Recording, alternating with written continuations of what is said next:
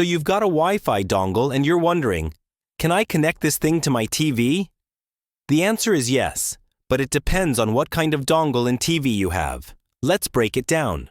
First, check if your TV already has built-in Wi-Fi. Most newer smart TVs do, which means you might not even need a dongle at all. If yours doesn't, grab the manual or head into your TV's network settings. Look for something like wireless, Wi-Fi, or compatible adapters. If your model lists supported dongles, you're good to go. Now, if it's a USB Wi-Fi dongle, plug it into one of the TV's USB ports. If it's a streaming dongle like a Chromecast, Roku, or Fire Stick, plug it into the HDMI port and power it through USB. Then switch your TV input to that HDMI source. You should see the dongle's setup screen pop up. From there, connect to your home Wi-Fi by following the on-screen guide or scanning the QR code. Enter your password, wait a few seconds, and you're online.